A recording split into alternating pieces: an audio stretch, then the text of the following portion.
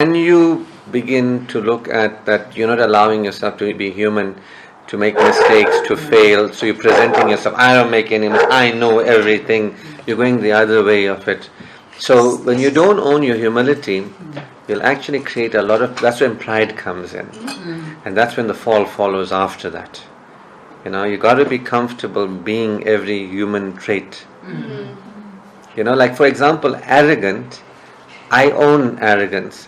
That's why I'm able to speak with such conviction, like I'm telling you my truth, and it is the truth. But I'm not doing it in an arrogant way, I'm doing it in a self-respecting way. If I said I mustn't be arrogant, I'll go super humble. I'm not sure, but this is what I feel, and all that will rob me from standing in my confidence to say this is my truth. I'm not saying this is the truth.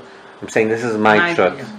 So to own arrogance allows me to stand in my truth.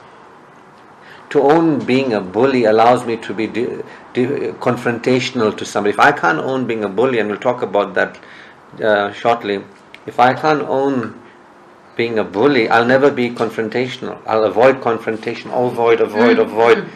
You see? So you can't... Yes. Whatever you don't want to be, you'll end up drawing into your reality, because you've pushed it and suppressed it.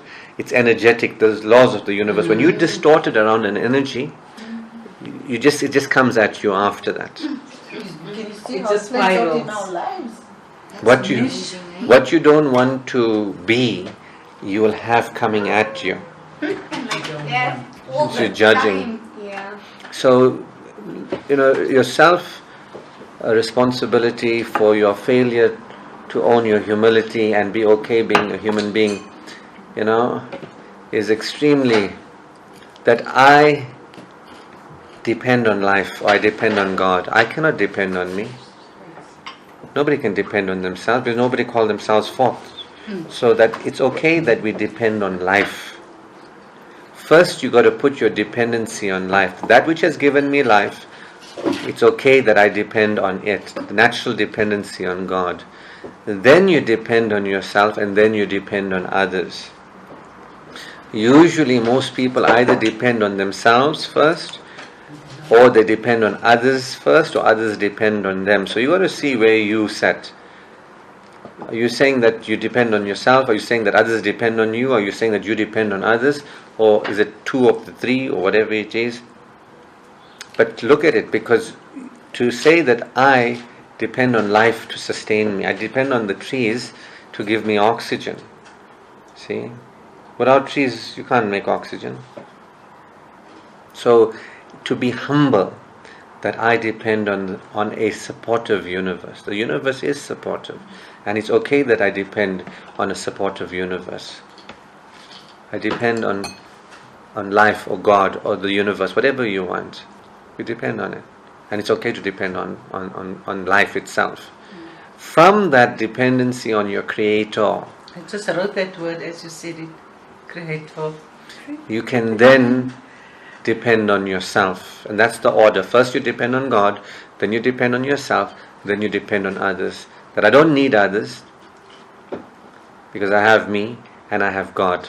See, that's what I said. You got God, and you got the Spirit of God. You need nothing else. That's the three components that's the most important. The Creator.